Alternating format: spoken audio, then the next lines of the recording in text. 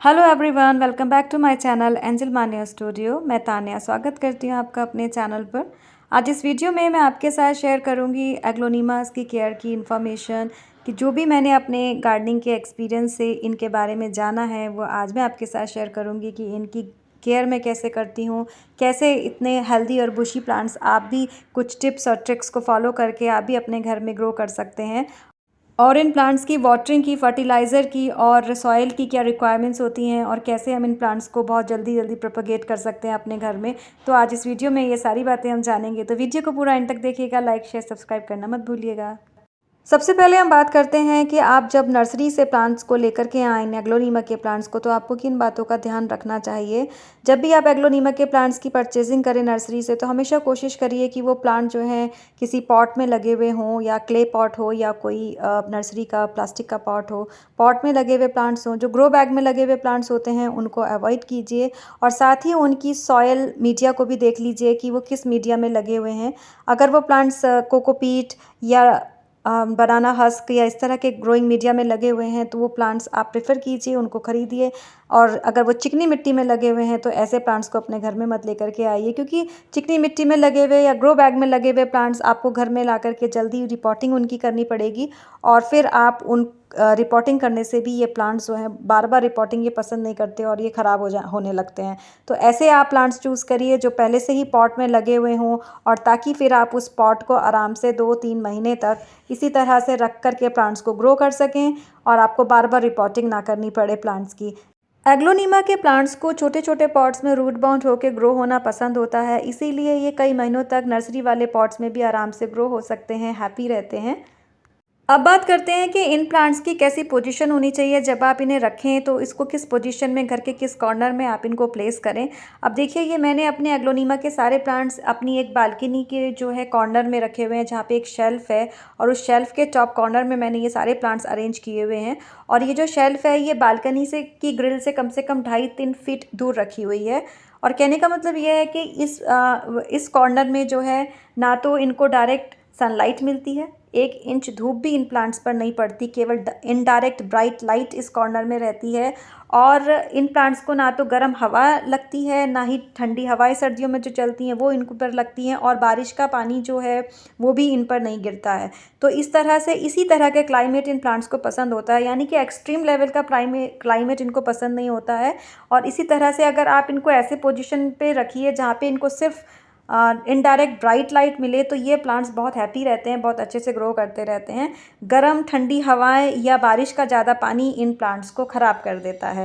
In plants को healthy और बुशी बनाने के लिए एक बहुत अच्छी ट्रिक मैं अब आपको बता रही हूँ कि जब भी आप अपने प्लांट्स को घर में लेकर के आएँ, नए प्लांट्स को, तो वो पॉट में लगे हुए होते हैं, उनको उसी पॉट में लगा रहने दीजिए, और उनकी रिपोर्टिंग करने में जल्दबाजी बिल्कुल भी मत कीजिए। अब देखिए, ये वाला जो एग्लोनीमा का मेरा प्लांट है, ये 4 साल से इसी पॉट में लगा हुआ है, ये नर्सरी के ही पॉट में लगा हुआ है। इतने साल इसको हो गए और मैंने अभी तक इसकी रिपोर्टिंग भी नहीं की है, और इसी में ये अच्छे से ग्रो हो रहा है। तो इन प्लांट्स की एक क्वालिटी होती है कि ये छोटे पॉट्स में रह कर के रूट बाउंड होकर के ग्रो होना बहुत पसंद करते हैं। जब ये रूट बाउंड हो जाता है प्लांट, तो इसमें बहुत नई नई शूट्स आपको देखने को मिलेंगी, बहुत तेज़ी के साथ ये मल्टीप्लाई होता है। जितने भी मैंने एग्लोनीमा के प्लांट्स हैं वो सभी मेरे 6 या 7 इंच के पॉट में ही ग्रो किए हुए हैं, और बहुत ज़्यादा बड़े पॉट की इनको रिक्वायरमेंट नहीं होती है। तो बस आप इस बात का ध्यान रखिए कि जब भी आप प्लांट्स को लेकर के आएँ, तो आप इनको शुरू में छोटे ही पॉट्स में लगाइए, एकदम से बड़े पॉट में इनको बिल्कुल मत लगाइए। और छोटे पॉट्स में भी ये प्लांट बहुत हैप्पी रहते हैं और रूट बाउंड होकर के ग्रो होना बहुत पसंद करते हैं। अब बात करते हैं इन प्लांट्स की सॉइल और फर्टिलाइज़र की रिक्वायरमेंट्स की।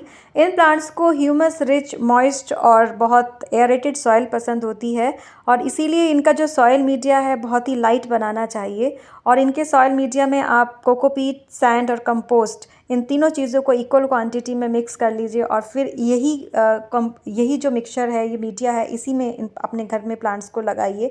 और हो सके तो गार्डन सॉइल को इस मिक्सचर में आप अवॉइड कीजिए इन प्लांट्स को ग्रो करते समय, क्योंकि गार्डन सॉइल पानी को बहुत ज़्यादा होल्ड कर लेती है, और ये फिर रूट रॉटिंग और स्टेम रॉटिंग को प्रमोट करती है इन प्लांट्स की। तो इसीलिए इसका जो सॉइल मीडिया है बहुत ही लाइट होना चाहिए और बहुत ही एरेटेड होना चाहिए, जिसमें रूट्स अच्छे से स्प्रेड कर सकें। एग्लोनीमा के प्लांट्स स्लो ग्रोइंग प्लांट होते हैं, इसीलिए इनको बहुत ज़्यादा फर्टिलाइज़र की ज़रूरत नहीं पड़ती है। बस इनको साल में 2 बार, एक बार मार्च में और सितंबर में आप इनको वर्मी कंपोस्ट या फिर कोई भी लीफ मोल्ड कंपोस्ट जैसे लाइट फर्टिलाइज़र से फर्टिलाइज़ कर दीजिए। बस इनके लिए इतना ही काफ़ी होता है।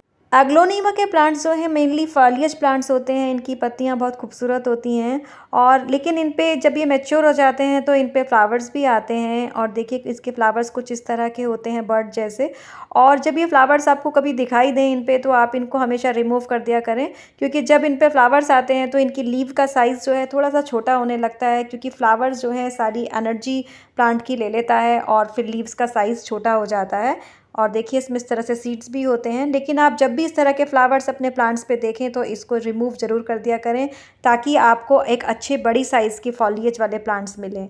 अब बात करते हैं इनकी प्रोपोगेशन की। ये प्लांट्स जो हैं प्रोपोगेट बहुत ईज़िली हो जाते हैं और ये एक प्लांट आप लगाएंगे ना अपने घर में, तो जैसे ये प्लांट रूट बाउंड होता है तो इसमें आपको बहुत सारे पप्स देखने को मिलते हैं इस प्लांट में नीचे से। उन पप्स को अलग करके आप एक नया प्लांट बना सकते हैं। और इन प्लांट्स को जो है रूट डिवीजन मेथड और स्टेम कटिंग दोनों तरह से प्रोपोगेट किया जाता है, पर जो मैं अपने एक्सपीरियंस से अगर आपको बताऊं तो इनको रूट डिवीजन मेथड से कभी भी प्रोपोगेट मत कीजिए, हमेशा इनको स्टेम कटिंग से प्रोपोगेट कीजिए।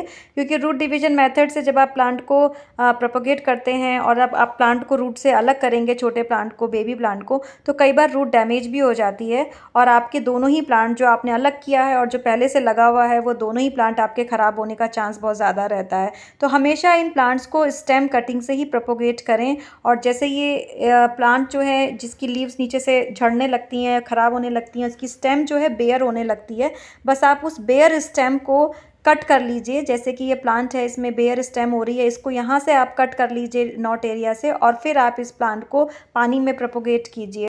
और जहाँ से आप स्टेम को कट करें वहाँ पे आप एंटी फंगल पाउडर भी ज़रूर लगा दीजिए उस एरिया में, ताकि वो स्टेम रॉट ना हो पाए। और जो भी स्टेम आप कट करते हैं उसको पानी में ग्रो कर लीजिए। एक जार में पानी लेकर के उस स्टेम को रख लीजिए और फिर आप देखेंगे कि कुछ दिनों बाद उसमें रूट्स डेवलप हो जाएंगी। और ये बहुत ही इजी मेथड है प्लांट्स को प्रोपोगेट करने का। इनमें रूट्स भी जो है 3 से 4 हफ्ते में आने लगती हैं इस मौसम में, जो जुलाई अगस्त का मानसून का सीज़न होता है। और ये 2 प्लांट्स की मैंने कटिंग लगाई हुई है, इनकी कटिंग भी मैंने आपको लगानी बताई थी और इसमें देखिए कितनी अच्छी रूट्स डेवलप हो गई हैं। और थोड़ी सी ये रूट्स और बड़ी हो जाएंगी, फिर आप इनको सॉयल मीडिया में या कोकोपीट में आप इनको शिफ्ट कर सकते हैं, पॉट में लगा सकते हैं और इस तरह से आपके कुछ नए प्लांट्स भी तैयार हो जाएंगे। आई होप आपको ये वीडियो इन्फॉर्मेशनल लगा होगा। पसंद आया हो तो लाइक कीजिएगा, चैनल को सब्सक्राइब कीजिएगा। Thanks for watching, bye.